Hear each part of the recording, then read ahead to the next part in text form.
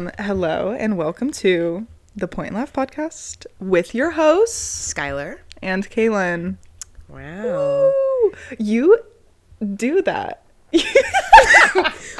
I just got ripped backwards to being 13, where my friends are like, you know what you do? No, I just noticed because you did it in the last, or in the episode that I was editing, and I was like, that's so cute. What do I do? You're just like, wow. You do a little what is it, Owen Wilson? A little wow. I'm a Wilsonette. I'm a practicing Wilsonite. Instead of a believer, you're a Wilsonite. An Owen Wilson fan cam. What is his fan Me. I think Wilsonite would make sense. Wilsonites. Sounds like a deep cult in Idaho. It kind of does. Bring it back. Speaking of Idaho.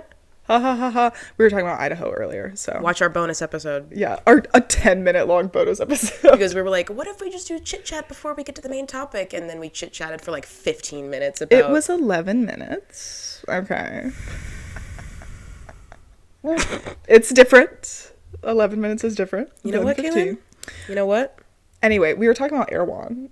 To throw it way back. We were talking about Erewhon. You just wanted to talk about Erewhon. I do want to talk about Erewhon. That's not our topic, by the way. Please don't click away. So, if you do not know, we're LA girlies. We live in LA. And Skylar specifically lives literally across the street from an Erewhon. Don't dox me. There's so many Erewhons in LA. That is not doxing you. You live right across from the Ralphs, and I'm like... You're you live across from a gas station. A Starbucks. My identity is taken. On every freaking corner. No, but you do live very close to an Erewhon. And you recently moved, so I had previously never been in, needed proximity to an Erewhon, if that makes sense. I've never, if I was going to an Erewhon, it would be out of my way. It would be because I was going to an Erewhon. Mm-hmm. But now that the Erewhon is, on the way to your apartment... it makes a lot more sense for me to just pop in if I want to. And it does feel a little bit like a tourist attraction. I have not been yet. Never been. I think we're going to go after this. I'm very, very excited. Next episode I will have, you'll see pre-Erewhon Skyler and post-Erewhon Skyler. And the post will have no money. Yeah. That's all I know about it. You think you walk in and your credit card automatically is tick, tick, $20. Yeah.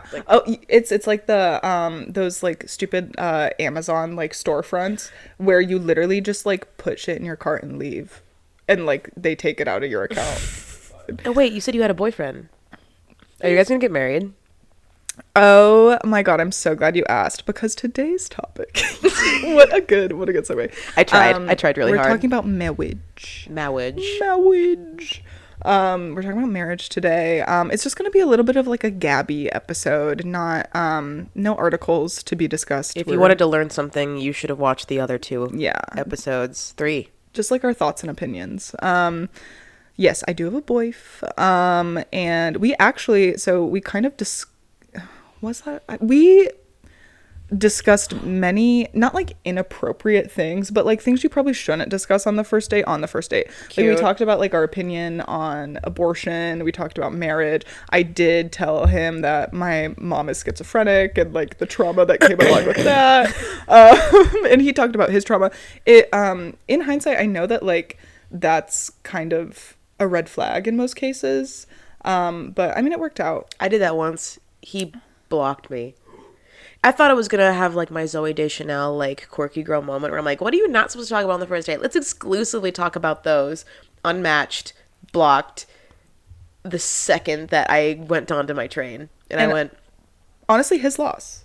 Aww. No, literally, if you can't handle me at my worst. No, I'm kidding. That was my best. Yeah, I know. I'm if you can't handle me at my best, good luck at my worst. No, but it's if you can't handle that, then why are we even wasting our time, But are you okay? Yeah. Oh, sorry. I thought you were crying. No. You were oh no. Just because I am sick and I'm very stuffy. Oh, that's fair. Yeah, come here, let me cough into your open mouth so you can share you can do the kid cough. horrid. Their lips like horrid. like a perfect O. Oh my god. Oh my god. Okay, sorry. We will get to the mawwiage part, but very, very quickly, very quickly. So me and our friend Keely, we went to see Lyle Crocodile. Without me, it would be the greatest regret of You my were days. Invited. I know, and I will. It was last minute though, so like I will stay up late at night, regretting that decision to not see Lyle Crocodile. It was quite the experience. We went to the Porter Ranch AMC, which I love the Porter Ranch AMC because it is the AMC. It's the AMC where they filmed the like Nicole Kidman. We make movies back. Yeah.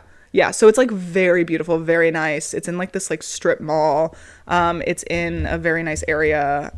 But yeah, so it was lovely. However, I did forget that it is a children's movie, and that there would be children there. So we had quite the experience. So we walk in. And we're like going to our seats. We're like 10 minutes early. And thank God, we got there like 20 minutes early. And I was kind of like, oh, like, you know, I guess we'll just like walk around or whatever. I have never been in a parking lot that is so full. Like we were making circles. And it's like a mall. Like it's a giant strip mall. Like it's a huge parking lot. There were no spaces. So we're driving around for literally like 15 minutes in this parking lot trying to find a freaking space. And we did find one in the back of the AMC, like literally behind the AMC. We were parked next to some like work truck.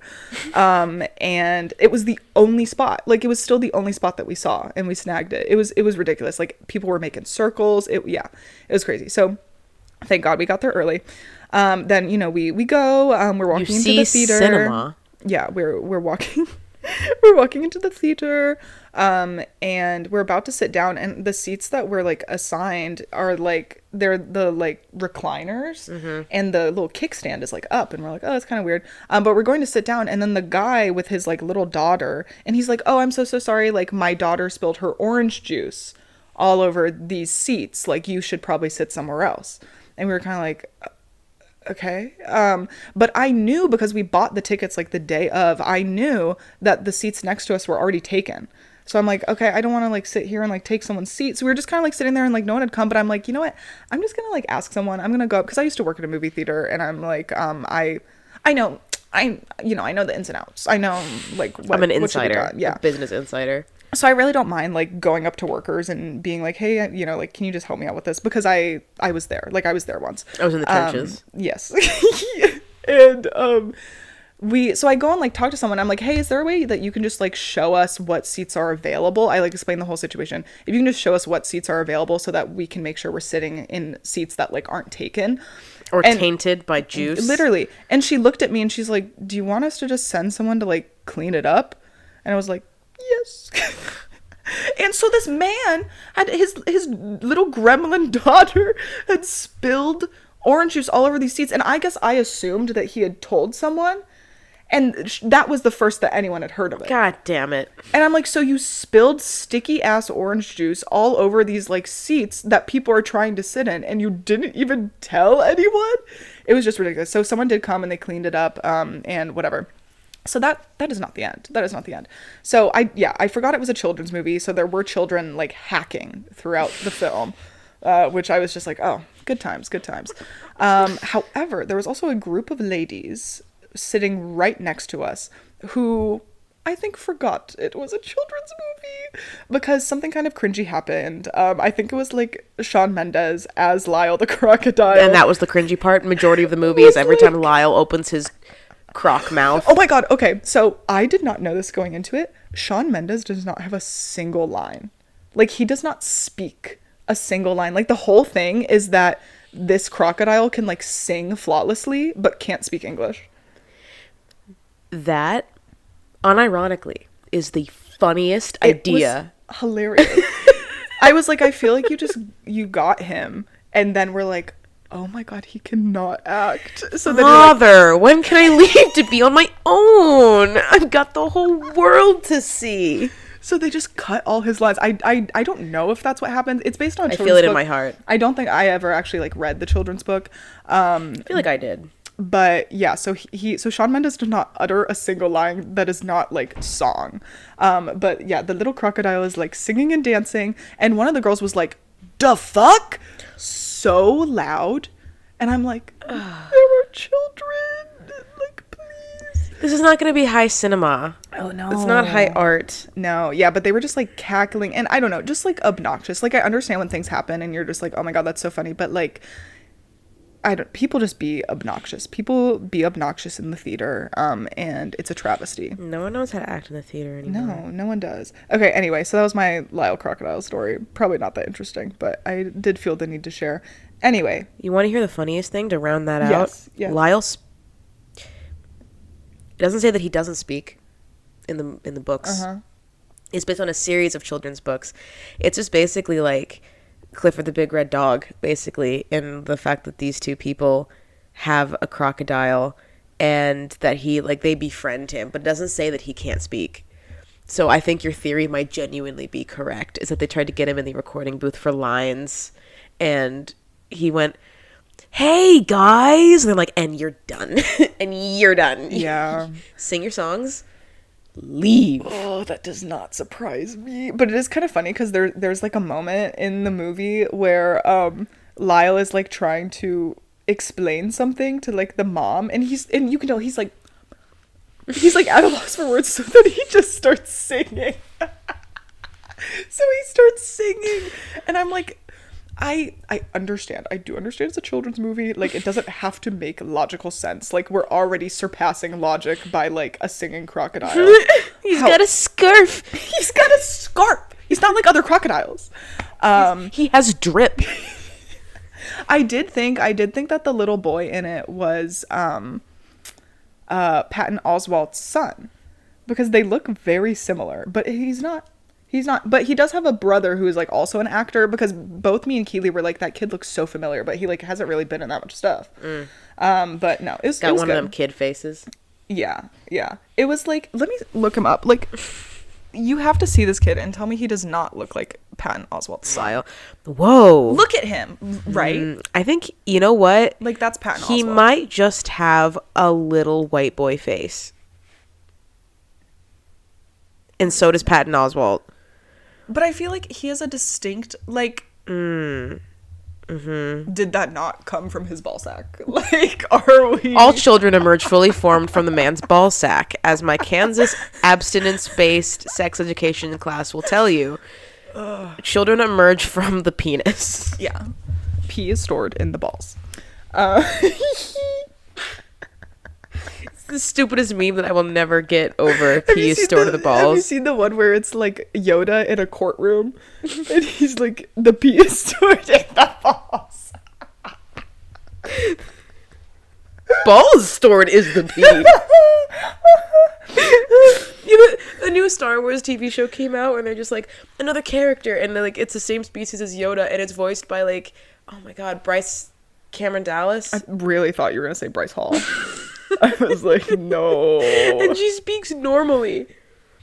They're just like, what do you mean, Yodes? I don't know her actual name. It's like Yodessa. Yeah. And like, what do you think? And this little Yoda in a wig basically just shuffles up, and you're like, I know where this is going. And then it's like, I don't know. The council has not yet made a decision. And you're like, Yoda's just a freak who speaks in riddles for fun. And that's the best thing that could have happened. He's just like a crazy old man. And we love him for it. I kind of want, when Grogu eventually does talk, Grogu of Mandalorian fame, I also want him to just speak in fully coherent sentences. I want Yoda to be the minority of just batshit sentence structure. I want that to be his and his alone. And we love it. Anyway. Anywho, the topic. Marriage. We only brought up marriage recently because I asked Kaylynne to marry me, and she did say no. And we will take that in stride. I am. And we will rebuild. I am in a committed relationship at the moment. But we get it. I do apologize. Yeah. Anyway, would you like to share your opinion on marriage? Or I'm not gonna stop saying marriage. I think it's so funny. Mawwiage. No, I mean, I've got quite a bit to say. A podcast length full of things to say about marriage, but typically I have a pretty positive view of it. My parents are still together, which I hate saying that because it sounds like a weird brag. It is. I mean, like, it's my kind parents of a are flex. Still together. It is kind of, can't relate. So, oh god. Yeah, it feels weird, like I'm oddly bragging, because there are some times when I was growing up where I just went, can't you though? I literally, so I do feel like I have kind of a unique situation because, again, my mother is schizophrenic, and Speak your truth. it was kind of the driving force of my parents' divorce because my mom's schizophrenia like manifested itself in like thinking that my dad was like an evil person and was trying to like poison and kill her when he very much was not. Oh. Yeah, so that was a driving force in the divorce. So I remember literally being like 11 years old and going on like WikiHow and being like, how can I get my parents to get a divorce? Like you're anti-parent trapping, where like the goal of the parent trap is to get their parents together. You're like doing a Nanny McPhee scheme where like you're the kids. You're like, if I put worms in their finger sandwiches, then they will have to get a divorce. I was planting the seeds. Yeah, and that's then so funny. And then you took credit for it. And then when my parents like I don't really remember what the conversation was. I think my dad like sat me down. He was like, so like, we're getting a divorce, and I was like, thank God. Punching the air and like literally, I was like, positive. My dreams, my Christmas wish has come true. Your birthday wish. You're like, quick, blow out the candles, Kaylynne. I wish mom and dad would get a divorce. Yeah. So that was supposed to be a joke, and now I feel like it's shitty. No, like the way that happened, the way that like was my reality. Yeah, but in the microphone. Yep. Just slurping. But yeah, marriage is kind of, I don't know. I feel like in a way I have like one of a really good thing to look up to, because my parents are still married, happily married, or so they say. I'm out of the house. But it sounds like they're doing okay. And so I have a pretty good standard.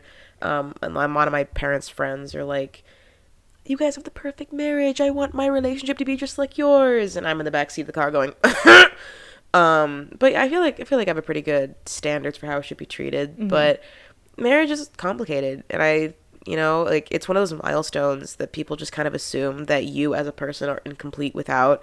Like, I know a lot of like modern day feminists and gender scholars are like, you don't need marriage. Marriage is optional, and because it very much should be, but in the real world, not online, not academic spheres, people still kind of see like a single woman, especially in her 30s, 40s, 50s, 60s, as incomplete, sad, kind of pathetic, etc.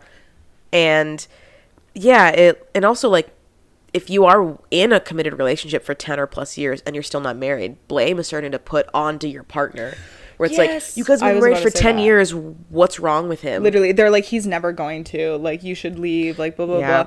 And I don't know. That's kind of my... Commitment phobe, stone him. Yes. My opinion on marriage, I am very much like... we kind of talked about this before. I don't think you should get married before your brain is developed. It's a trap. That's why they want to get you married young, before your brain can come to your senses. Yeah, like, I feel like 24 is, like, the minimum age. And even at 24, I'm a little, like, okay. Like, don't say that. I'm going to turn 24 in, like, 3 months. And your brain will be fully formed. Isn't that exciting? That means that's as best as it's going to get. That is not true. My brain. Just because your brain is fully developed doesn't mean that you can't acquire more knowledge. It can get more swollen with facts. Yeah. Fun facts about Disney movies. Precisely. And not important shit like taxes. And what is aging if not accumulating the most meaningless shit in your brain and forgetting the important things? Like my mom's birthday. Oh no. My sister's favorite story to tell is, so my sister set up the HBO Max account and I was trying to log into it. I know where this is going. Sorry. Were you there? No, but I can predict. And this is so humiliating. She was like, what's the password? What are you typing in? It's just my name, my full name. And I'm like, I am typing in your full name. And she goes, that's not how you spell my middle name. One of my sister's 2 middle names. Okay, we are both 2 middle name bitches. All right, we come in pairs. So her middle name is May Helen, and I was putting. Have we talked about this? You have 2 middle names? Mm-hmm. I thought your middle name was Sage. I have 2. It's Skyler Laura Sage. Oh, I did know that. I also have 2 middle names. What's your 2 middle names? It's No, go on. No, this is a sharing circle. So I was named after all of the women in my family, which is kind of a slay. I did write a college essay on it. But so I do have old lady middle names. I think that's cute. My middle names are Patricia and Kareen. Kareen is not an old person name. I guess. I just think it is because it was like my great grandma's middle name. I was literally named after like all of the middle names of my parents. Like Kay is my grandma's middle name, Lynn is my mom's middle name, Patricia is my other grandma's middle name, and then Corinne is like my great grandma's middle name. Both my sister and I, our middle names are the way that they are because we were named after someone important and then we needed like a buffer. So Laura is the important name, but Skyler Laura Daniels does not work. So you need like a smoother, a Skyler Laura Sage Daniels to kind of make it go down easier. Okay, I see that. Helen is important for my sister, so the May Helen kind of helped give it balance.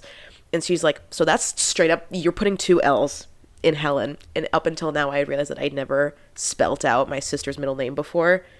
It's just 1 L. And I'm sorry, but the way that that's not even a hard name to spell. You were putting 2 L's in Helen? I was. I've never seen Helen spelled that way. Like hell and... I'm getting itchy just thinking about it. You're like H-E double hockey sticks. Yeah. And she will hold that over me forever. So like I forget how to spell my own sister's second middle name, but I will remember. Did you know? Fun fact. I have a couple catchphrases. Fun fact is one of them. Anyway, holy shit. We're never gonna get back on top. This episode's gonna be a mess. I can already Gabby mood. It's okay. I can already feel. But also, yeah, to be fair about the people that are in like super long-term relationships that still haven't like put a ring on it, like to the culture's credit, a lot of times men will be in those situations for a long time because they want like to reap the rewards of having a long-term partner without being obligated to reciprocate or being tied down to having to give back without the marriage title. Yeah, and without the tax benefits. But also maybe she also just doesn't want to get married. There's this weird thing where it's like, he cheated on you. Well, what did you expect? You're not married. I'm like, well, that's not a... Marriage is not like the only commitment that you can make. Yeah. Like, well, did you... you want me to do the dishes? Where's my ring? I'm like, well, I mean, I get it if that's what you want and he's purposefully not giving it to you because he's a commitment phobe, but like you can make it is promises. A conversation. I do think it is very interesting because, to be fair, I'm like very young and like marriage is not in my foreseeable future for like honestly probably the next like minimum like 8 years. You're gonna come home and Nick's gonna be on one knee and he's gonna be like, I misread. No, we've talked about it. We've talked about it a lot. Like neither of us really want to get married until we're like 30 is kind of the prime. I say minimum 28. Like minimum would be 28, and honestly that is like pushing it for me a little bit. I don't know. That's still so young. I mean, not that like 30 is like geriatric, but like it is. Here's the thing though. It's like I need to hit that sweet spot because I personally like I'm pretty sure I want kids. This will change. That's okay. But that's fair. I don't. Yeah. So I want that to be, but I feel like 28 will be my... I feel like 28 is like the perfect age. Because then your friends are still fun enough to like want to drop all this money. Yeah, the older you get and wait to get married, the more people will have the money to like give you the wedding that you want. But also it's not going to be very fun. People are going to be like, I have kids, I have work. I feel like if you're still in your 20s, people are like, yeah, let's go crazy. People will still want to like look all dolled up and be cute. I feel like youth definitely in like the wedding reception will be geriatric with like YMCA and like out of touch songs being on the dance floor. Like I feel like 28 is pretty good. Yeah. As far as age wise goes. And then I'll have a couple years and then because that's the frontal lobe thing that you were talking about. I want my brain to be at max cap when I raise a kid. Yes. Like I don't, people like, isn't it selfish to like your kid graduates high school and you're old? I'm like, no, because my role is not for me to be around for the rest of their life. My role is to make them a person. And if it takes me being 45 and adopting a kid when I have like the most patience and knowledge and understanding of the world, that's my job. My job is not for me to just to exist in the realm for as long as my kid is around. That's not my priority. So responsible of you. Maybe I want a kid now. I feel like pretty smart right now. You're like, I think I have it down, actually. No, that's something my dad told me, because I don't know, for whatever reason. So me and my brothers, we all live in like different states now, like around the country, and like none of us live in the same, not even my dad lives in the same state that like we grew up in. So we're all kind of like spread out, and I don't know, whenever I explain that to some people, like especially like parents, a lot of people are like, oh my God, like that's so sad, like blah blah blah blah. And I've talked to my dad about it, and he's like, no, like that is being a like successful parent, is raising independent, fully like capable human beings. And frankly, if you like, I don't know, like obviously my dad is always there for me, and like if I needed something, and like he would literally like drop everything, like that happened to not me, but like my brother kind of like went through something, and my dad literally like dropped everything, flew out to go see him, and like, you know, helped him out and helped him like get back on his feet. But so it's like I do have that security in knowing that, like, you know, obviously I'm not like kicked out of the house or anything, but it's true, like, your job as a parent is not to be your kid's friend. It's not to be, but it's also not to be your kid, like, your kid shouldn't fear you, you know? Like, that's also a whole other issue. But it's like, you are trying to raise capable, independent, functioning human beings. Mm-hmm. And, like, if you have done that, and you've done that successfully, like, job well done, you know? Kudos to you. There's a scene from I think it's like the Real Housewives or something, and one of them is like I can't even fucking say it, katoos. They're like, katoos to us, and I'm like, kudos. Katoos. So they've got to start saying katoos. Put that in the podcast vernacular. Nah. And I've also talked very at length with my dad, because then again, bringing it back to marriage, is that like when you are older and then you have kids, there is that pressure to be like, well, don't you want me to be there? I'm not going to be around forever. Don't you want to get around to being married, you know, before Graham kicks the bucket? Don't you want her to see you? And I'm like, she's lived her life. Well, and here's the other thing. I feel like that is like best case, I don't know, this is very morbid, but like you can die at any time. Like dying of old age is like best case scenario, but like a car could come and hit you at any moment. Like it's not, getting married young is not like a guarantee that all of your family members are going to be there, you know? Mm-hmm. Like that's, I don't know, that's just such a horrible reason to get married. And it is we were kind of talking about this before, but like it's such a large commitment. Mm-hmm. Despite like, you know, like obviously there are ways to, you know, get out of it eventually if that's what you choose to do. But like it is such a big commitment that like getting married for the sake of other people witnessing it is like not a good reason. Yeah. I was saying that to my dad. I was like, because, you know, when I was younger, I'm like, I'm never going to have kids. I'm never going to get married. And he's like, that hurts my feelings. And also there is that weird like, oh, you. Like if any men, kind of, but women especially say, I don't want to get married. Mm-hmm. It's just like you tell people that and they hear a little yet at the end of the sentence. Like you watch any sort of rom-com and she's like, oh, I'm never going to get married. And you're like, well, I know where this is going. And then like a Hallmark approved male will just like saunter in and change her mind. You just haven't met the right person yet. It's like, I don't want to get married. Or like you're just saying that because the person you're with doesn't want to get married and you're trying to convince yourself that that's what you want so they don't leave you, or any other billions of reasons that I have heard through the grapevine of my very judgmental family as to why someone might not want to get married. It's just, it all boils down to, if you say, I don't think I want to get married, they turn into, I don't believe you.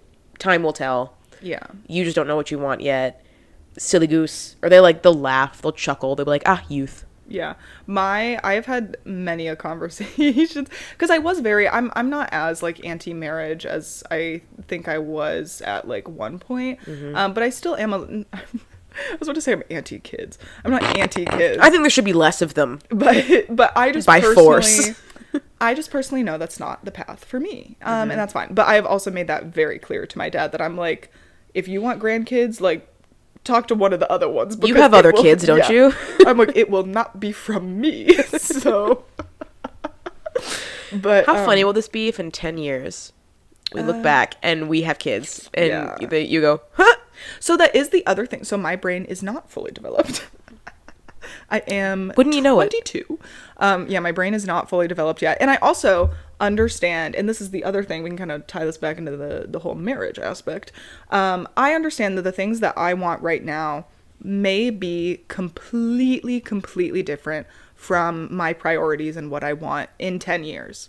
And I think that's the other thing with marriage, when like, you know, obviously it is a very large commitment, and I think it is an important commitment, and it's not something to be taken lightly. However, it's not like the end of the world. Like if your marriage ends, I think so many people think of divorce as like a personal failure, when I don't know, any relationship, even like familial relationships, even friendships, like the place that you are and the things that you want at one point in life, there is no guarantee that that is going to be the same, and it probably won't be the same at, 10, 20 years down the line.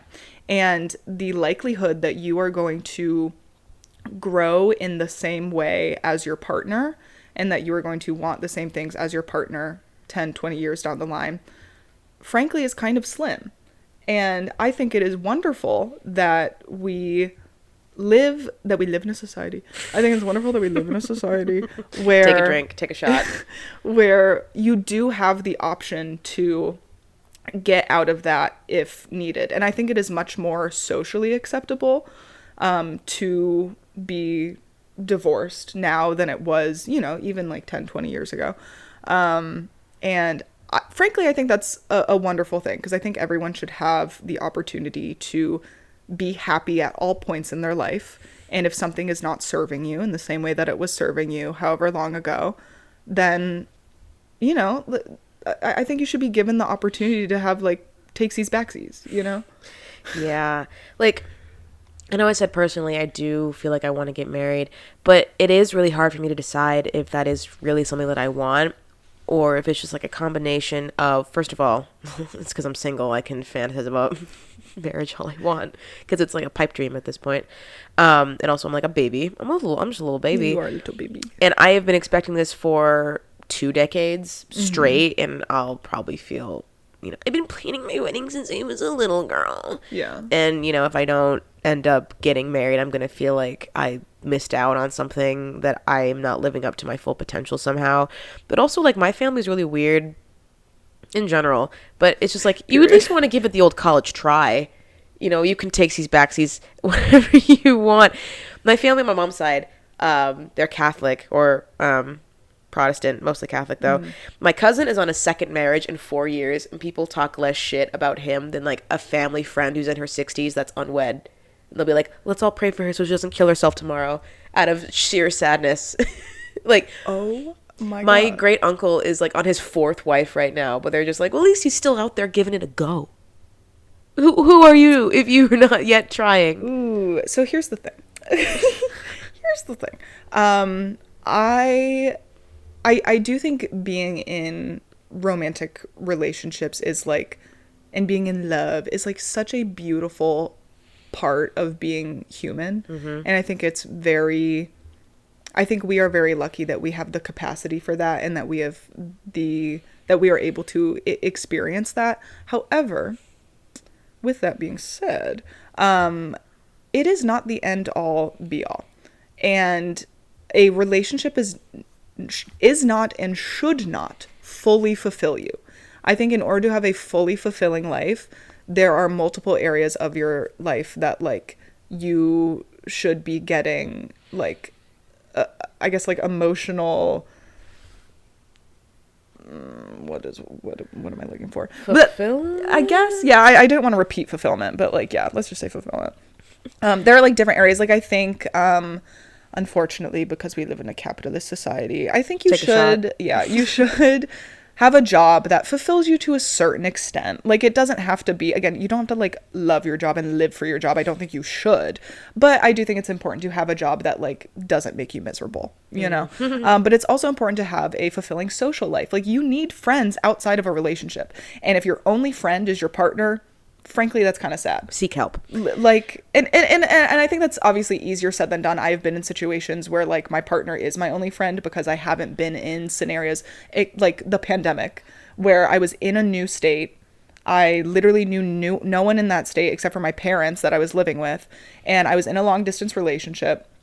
And honestly, that helped me a lot during that time because I didn't have any friends, and like that, you know, was unfortunate, but like how the fuck was I going to make friends doing online school in a state where I literally know no one? It just like, you know, obviously wasn't feasible in that moment. And it can be hard to make friends. I feel very lucky that I have such an amazing support system out here and like such an amazing group of people out here. Who? I'm not telling. Not me, that's for goddamn sure. Get the hell out of my house. And you know, I think that's wonderful, and I feel incredibly lucky to have that. But you also, you know, need to be fulfilled in yourself, and I think it's important to be spiritually fulfilled, to be like emotionally fulfilled, to like have that self-reflection that allows you to be happy with where you are. And a relationship is not and should not be giving all of that to you, you know? Like, it's a puzzle. Like, you should have these different pieces that fit together to fulfill you as a whole. And a relationship can be a piece of that. I don't think it has to be a piece of that, but it can be, and it's wonderful. But like, if it's not, like, it's not the fucking end of the world, you know? Yeah. You say that, Kaylynne, because you're not single. No. Yeah. No, I agree. And I know it can be really easy to have like a little self-pity party in the brain the longer it takes when you're single, but like we all agree on that. And I think marriage to me is so like appealing because, at least in my experience, like, because at first it is really scary where it's just like, I'm not even the person I'm going to be yet. What if I get married and I turn into the person that my betrothed did not agree to marry when we were like 28 and I turned into a completely different person at 45? Are they obligated to stay by me? Why? But it does feel nice to feel like if I do grow and I have other needs, they can be met through like friends and different environments, but there's always going to be that one person that like knows me and loves me, the little romantic side in my brain. And yeah, there's even like, I've even toyed with the idea of, you know, I feel like every time everyone always complains about like marriage, there's always one guy in the back that's like, did you know that in nature humans weren't designed to be monogamous and actually we are polyamorous creatures? And I'm just like, don't you have a shower to not be having elsewhere? It's also like, yeah, we also weren't meant to have iPhones, but like we do. And we're not happy though, Kaylynne, so maybe they have a point. Well, it's like our needs back in the caveman era was extremely different than our needs now. And it's also like, I don't know if that's entirely true. I do think something that if, let's speak on it. Let's say, okay, you're right. Humans aren't meant to be monogamous, blah, blah, blah, blah, blah. Humans are meant to have community, and children are meant to be raised in community. And that's not really a thing anymore. Yeah. And I think that's something that's really unfortunate. I think it's really beautiful when you can have like a tight-knit community that can come together and like, I don't know, like, that's the thing about, like, especially, like, single moms. Like, being a single mom, I think, can be so depressing. And I think so many people, unfortunately, are like, you don't even do anything. You just sit around and you clean and you cook and blah, blah, blah. Like, that's not even hard. There is so much more. Emotional labor. Yes. And being a parent is so difficult. It is so difficult, especially if you are the one person who that responsibility is placed on. Like, we are meant to live in community. We are meant to have like many, many people supporting us and like helping us. And like, that's how we were meant to be. That's not how the fuck we are. Like, no. Most of the time. And like, I don't know, there are situations where it's like, you know, you have an amazing friend group where you're like really close with your family and you live with your family, and like there is that aspect that is still like relevant, but I think in most cases it's not. So now we have different needs, and I think that like, I don't know, I have nothing against people who are polyamorous. A million blessings for you Yeah. if that's just something. I'm just not for me. Yeah. Yeah, I'm too soft for that. Yeah. I've gathered that about myself. Like, I am a jealous and frankly self-conscious person. And yeah, just call me brainwashed by Christian Western media society all you want. But like, the idea that I will share someone that I have romantic feelings for, yeah. Is it healthy to be possessive? I'm not a psychologist, but I do know that when I do have a crush on someone, I go, mine. Sorry. It's not for me. So I think it has to be monogamy for me. Because then like the third person in a 2-person relationship trying to go polyamorous for the first time has the Herculean task of loving 2 people equally, which statistically has never happened. You never go into a established 2-person relationship as a third completely on equal standing with both people. There's going to be resentment and jealousy involved. And that is with friendships too. Yeah. Have you and ever that's been with in like a everyone. thruple friendship? Oh dear God, please don't talk about thruple friendships. I will literally cry on camera. Yeah. No, that I shit will is tough. dissolve That shit is tough. in front of this iPhone right now. But yeah, if the closest I can see is maybe like we're meant to love different people as we get older, and we're meant to be with other people. But I think, there is something nice about the idea of just being like, you know what? I don't care if it can be easier with someone else down the road. I don't care if it could maybe even be better down the road. I choose you, and I will put the effort into picking you, and that will be worth it. I think that's really sweet. It is now my time to go on my little spiel about love is a choice. And then later, Lyle Crocodile Part 2, where we go into the movie. A full review. It's just us watching the movie and giving our commentary. And we've had many conversations about this. About Lyle Crocodile. Yes, about Lyle Crocodile. About like love is a choice. And I didn't really understand like what that meant until honestly like pretty recently. Like I would say in the past like couple years of my life, I like really kind of understood what that meant.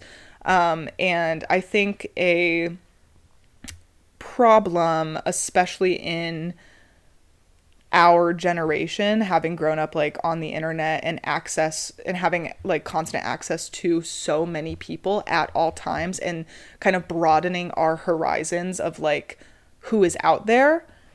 So many people see that as like a wide array of choice that they can pick from. So that when they are in a relationship that's going well, but it's not like what they imagined in their head, or it's not living up to the standards that they had in their head. Not to say that you should have low standards, but like if it's not, living up to this image that you had in your head, I think you are constantly second guessing and being like, well, but what if there's someone out there who's better for me? And what if I'm missing out on that? And what if blah, blah, blah, blah, blah. And it's like, if you are constantly second guessing your relationship, of course you're never going to be happy.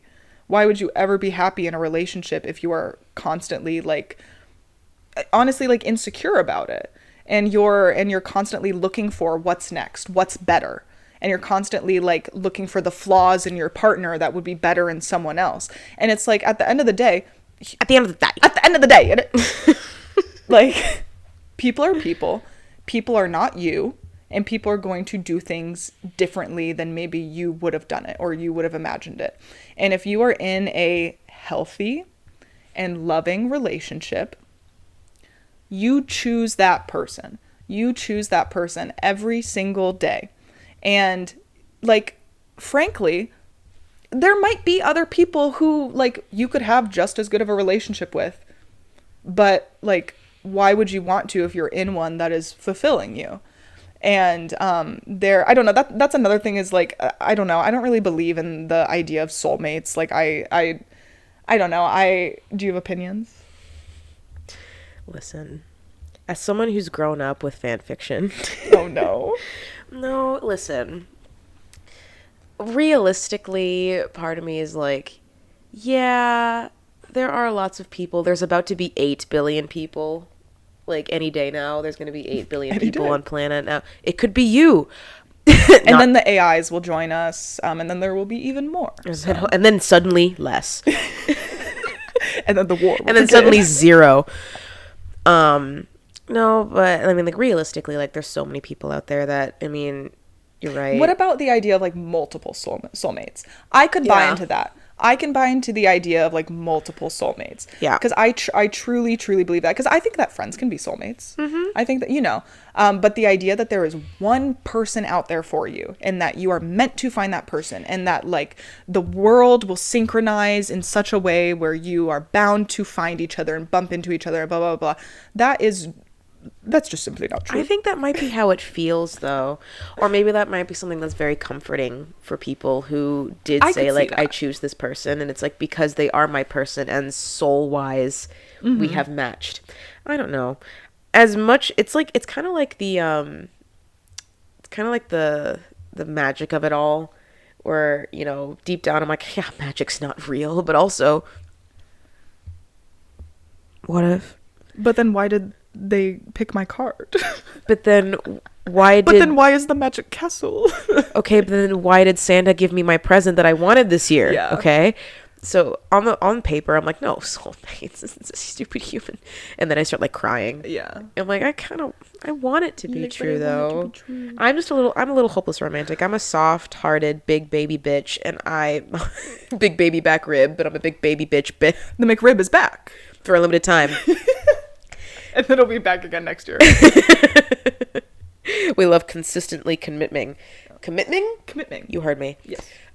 Yeah. And maybe that's like another part of what happens when you romanticize being married at so young, which I know this is like baby's first feminism talk. So like, we're not like reinventing the wheel, but it is kind of bonkers that we push marriage on babies. Oh my God. I saw something the other day, like I don't know, this person who I like used to work with in like when I did like retail, she now like lives in Florida and like has a family and like just had a baby, and she posted something on her Instagram, and it was like I think she has a son, I don't know, but they were doing like a play date with someone, and it was like a girl and a boy, and they were like, oh my God, their first date. And I was like, why are you like sexualizing, I mean, not like sexualizing these children, but like, why are you forcing that like ideology onto literal infants? Like, that's just so odd. Like, not just Disney movies, but most movies, it's like it had to be again put through that like Western Christian filter of like, and then they got married. Yeah. So that no, we don't get any letters. But like, it not even just like media and books and consuming, but also just like being invited, being the flower girl at your other's wedding, and then your mom's being like, this'll be you one day, don't you want, like, you want it when you're very, very young as a kid. And so it always kind of feels like you don't really have an option. Like, you can choose to be like the safe thing, or like not even the safe thing, but you can choose the wacky thing and be like, actually no, it's not for me, but it is unspoken and understood that it will eventually happen to you, and you've had that idea since you were as young as I could remember. I will say, I don't think I ever really fantasized about like marriage. I fantasized about the wedding. I still do. Oh my God. Like, TLC. The Say Yes to the Dress. Watching it 9 years old in the 2008 financial recession, not knowing what any money is. I'm like, her budget for her wedding dress is $20,000. Okay, literally. Little orphan Annie. I didn't realize that they had poppers. I was like, oh, so you're poor. Ew, $100,000 for a dress. What is this, Claire's? What is this, amateur hour? And do you know what the bad thing is? I still have, in my little, like, parasite-infested brain, I still am clinging on to the idea that, like, when and if I get married, I am going to have, like, a couture gown. Because I am, like, oh my God, I love fashion, and I love events, and I love, like, just like the structure of clothes, and like we can go through our like wedding Pinterest, but like, oh my God, the dresses that let me get to the point. Growing up, my mother always liked to say that I had cigar taste on a cigarette budget. And it's very true. That's it is the funniest phrase. Yeah, it is incredibly true. I have like such expensive taste. Cannot afford. We go thrifting and you're like, Tom Ford. I'm like, do you like it though? You're like, you didn't hear me. That is so true. That happened. What was it? It was like a Christian Dior. Yeah. Like, it was like a turtleneck or something. Literally. And it like, you're like, I know, like, I was like, it's kind of ugly, but I'm like, but Dior. Literally, I was like, I'm gonna be a hater. I don't think I like it. And you're like, but look at the tag. And I'm like, you're not listening to me. No, I am like such a material girl, and I'm And we're living in a material world. I am trying to fix it, but it is hard, and like dresses are pretty, and no, but I'm definitely like, even now I'm like spending $5,000 on a dress that you are going to wear for one day. 5,000 is such a lowball number too. I know, is so ridiculous. Yeah. Is absolutely so ridiculous. Would I and will I do it? Maybe. I think here's the way that because everyone, we were even talking about Pinterest wedding boards. So I kind of live off Pinterest now because I lack imagination and I need people with fashionable sensibilities to tell me what to do. So I'll prune my fashion Pinterest board, or like food board. I'll go in and I'll make sure it's all up to date, current with my current tastes. My wedding board I leave exactly as is because it's almost like a timeline of my tastes, because I made my Pinterest wedding board when I was in middle school. Wow. Yeah, I don't think I even knew what like Pinterest was in middle school. It's because I only realized that you could have Pinterest attached to your Facebook. And so when I got a Facebook in middle school, they're like, did you know it also comes with Pinterest? And I was like, what's a Pinterest? And at the time, my friend only used it for like her nails. Where like little kids love to do like their nails like soda bottles. Yeah. But so I think the only thing on that was fashion, and nail art and wedding. I'm kind of envious. I didn't really start using Pinterest until like pretty recently. I did have, oh my God, do you know what I did? I had We Heart It. I had We Heart It. Vietnam flashbacks. Yeah, that was my Pinterest. And that was my Vietnam. Let's see, what's the oldest pin I have on my wedding Pinterest board? I know, like, I wonder if I still know the login to my We Heart It. Because I was saying to Kaylynne before we even started rolling, like, my tastes, it's so crazy to sit through. Because before, so this is my first ever, it's this pamphlet, it's from BuzzFeed. So you're going to sit through a wedding, a practical guide to not falling asleep and figuring out just what exactly is going on during Derek and Alexa's nuptials. So I was still at that thing where I'm like, oh, weddings are so romantic, but like I'm sarcastic and you can't. But I'm like quirky and funny. I can't I'm not even like other girls. Exactly, and I can't even be like not the word intimate. Like you can't be sincere. Yes, at your own like wedding. I'm too embarrassed to be emotional and not I will protected at my own wedding. So writing vows and saying them in front of friends and family sounds absolutely horrific. I think I would just say the vows that like the non-personal ones, and then maybe like in the privacy of like our, I don't know, like hotel room or whatever, then I would confess my love. I'm going to say that's going to be my test. If I, like a test, my personal test for me is like, if I'm going to get married, if I can imagine the scenario where, rude artist, if I can imagine the scenario and where I write personal lovey-dovey vows and I can imagine them saying them in front of all of my family and friends and their like my partner's family and their friends and not want to kill myself, I'm ready. That'll be my test. If I'm still too cringed out to do that, then maybe I shouldn't get married, because I feel like there's, and there's, my brain is also full of worms, but I feel like for me, that is my final level of intimacy. That's the final boss. Is allowing myself to be vulnerable. That was the word I couldn't figure out. Oh, yeah, Being vulnerable is my final level of falling in love with someone. If I can be vulnerable and not have to hide it with like humor and laughter and like 5 layers worth of like sarcastic coding, and actually be vulnerable and say what I mean, then that's how you know that you got me. The thing is, damn, I'm like, I did just say it would be embarrassing. However, I'm also, I'm just like such an emotional, like I cried at my dad's wedding. So my dad is like remarried now.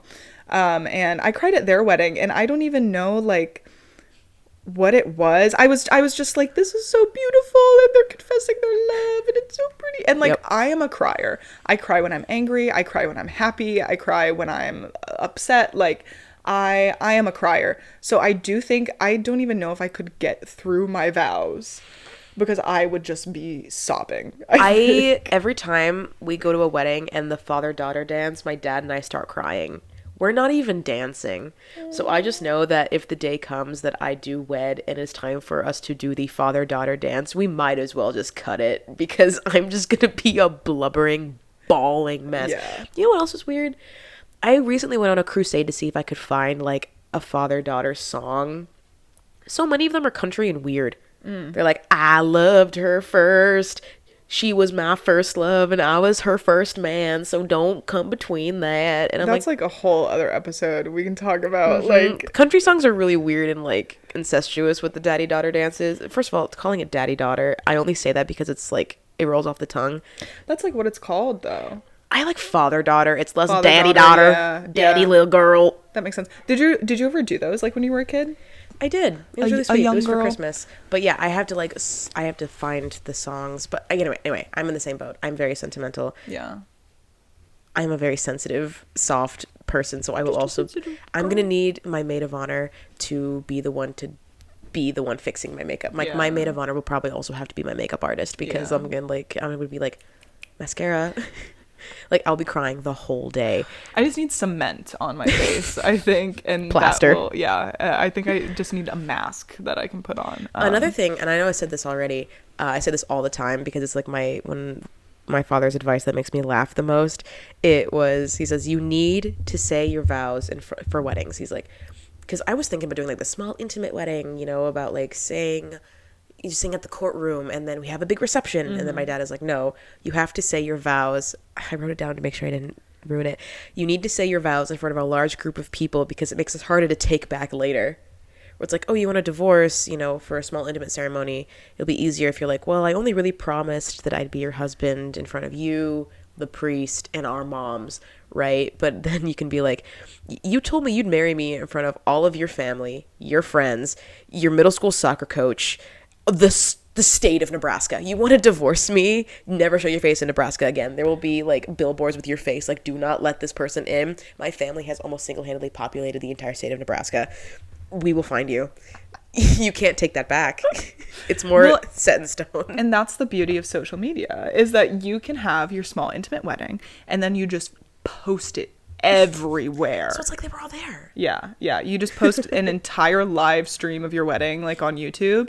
And then it's equally as embarrassing, I think, and then, oh my God, I do think it's very funny which, I don't know, maybe I shouldn't be laughing at like people's sorrow, but it's Isn't a little that what funny. humor is for? Yeah, it's kind of funny when like influencer couples break up and they have to make a post about it. I cannot imagine. Imagine like my parents getting a divorce and they have to like make a post on Facebook.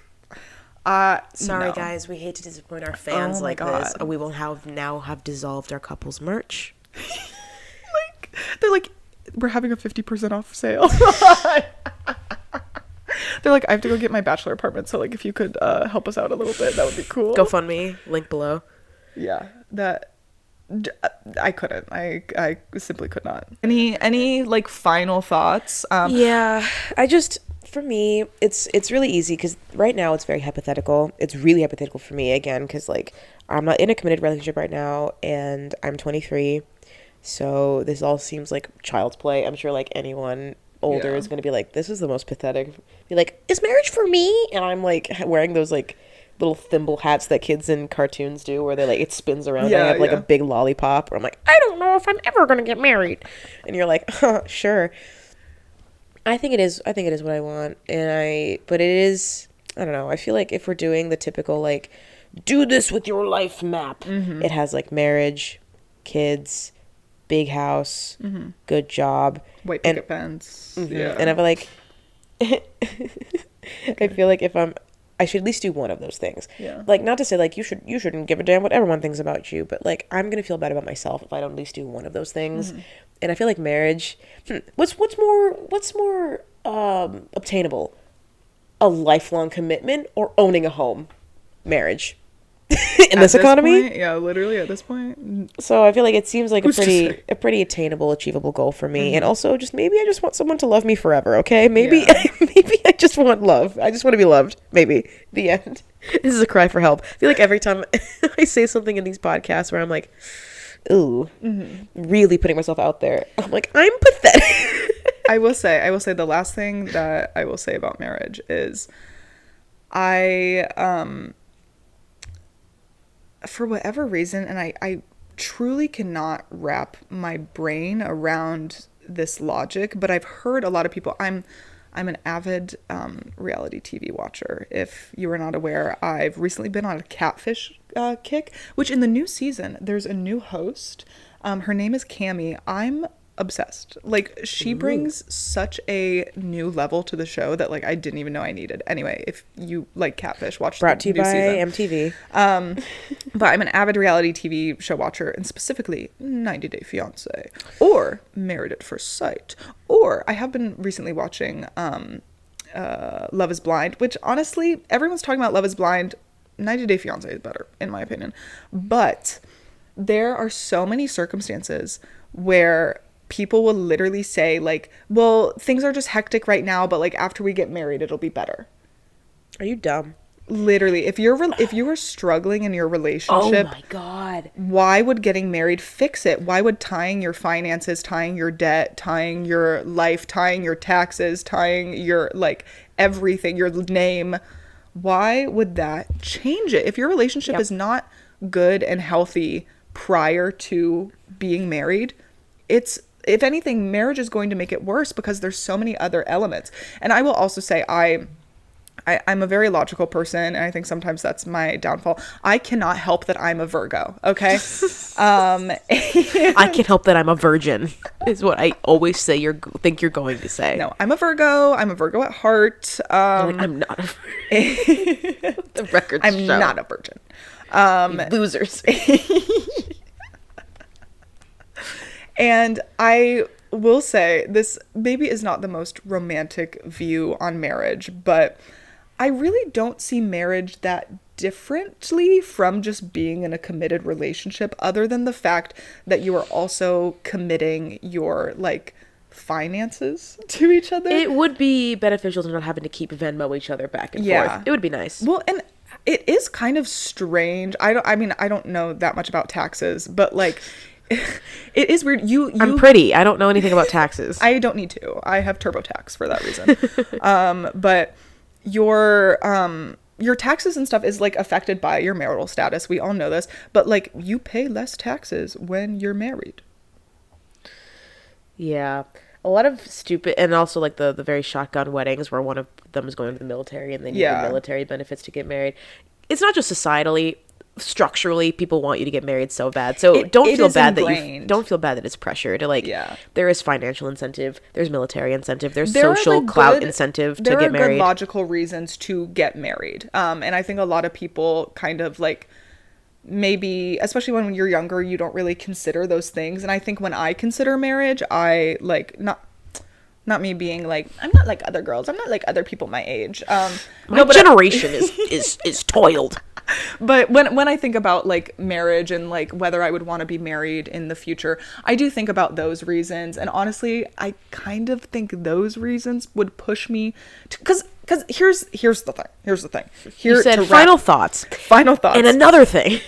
Final thoughts on marriage. I again, I don't really see that big of a difference between being in a committed relationship, because when you're in a, like, I am committed. I am in a committed relationship and I don't plan on it ending unless, like, something big happens, you know, or, like, a big life change happens and or one of you, like, bitches die. Yeah, and it's, like, not, you know, it doesn't make sense anymore. So adding in the element of marriage truly is just adding in, like, a legal aspect to it. And I do think that there are, like, obviously, like, social and legal benefits to being married. And I think that would be more of a reason why I would personally consider marriage, other than the, like, romance element, because I feel like in order to consider marriage, like, that aspect is already there, you know. And it's like getting married doesn't really actually change that much of your relationship, or at least I don't think it really should change that much of your relationship, other than, like, the legal benefits that come with it. Those are my final thoughts. There you go.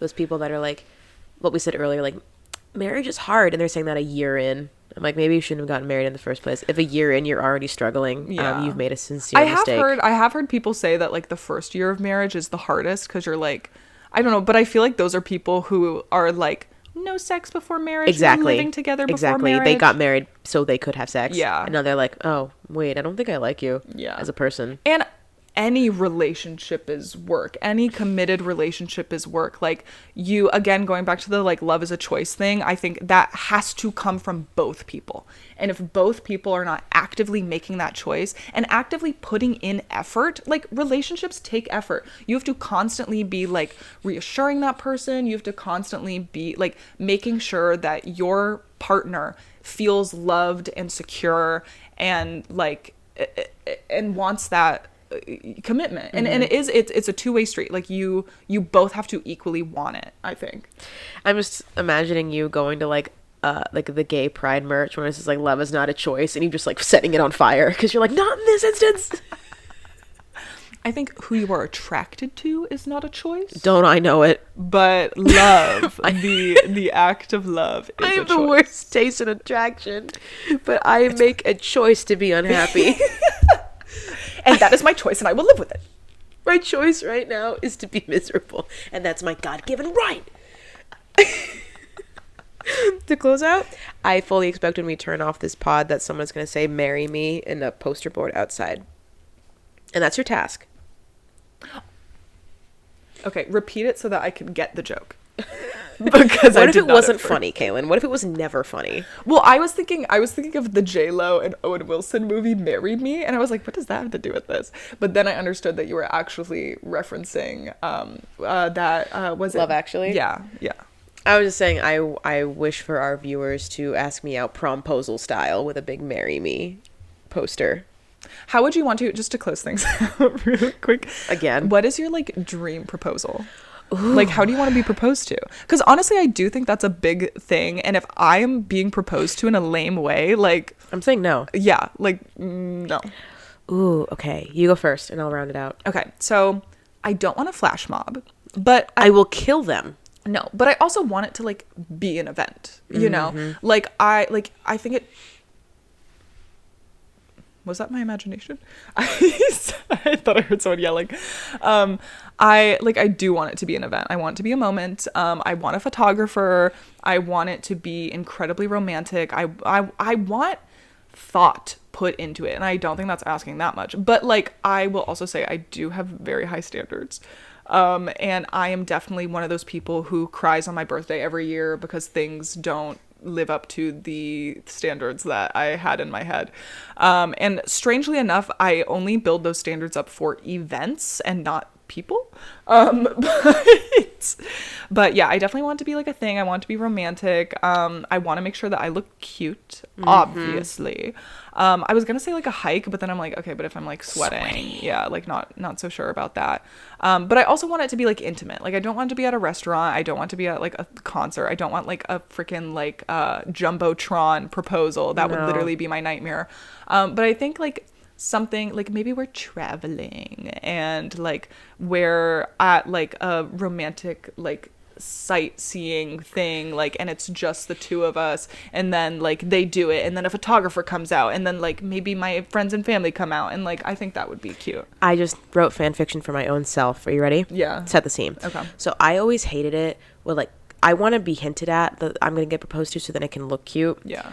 But I don't want a visible photographer. Like, I want like hidden cameras. Yes. Yeah. Like, so I can play back the actual moment. I want it to be some sort of like a bookstore moment where I'm like with them and they're just like, oh my God, look at this cover. And I'm like, oh my God, cute. And they're like, read like, what do you think? And it's like, I always do the Harry Met Sally thing where it's like, read the last page. And then the last page, I'm like, oh, this is really good. And then it'd be like, Skyler, will you marry me? And I'll be like, I turn around, they're on one knee. So like, I got there on my own terms. Yeah. And then I get surprised in a very sweet way. I don't want it to be in front of anybody else. I just kind of want it to be like an us thing. And you're like this private tour of this library. Yeah.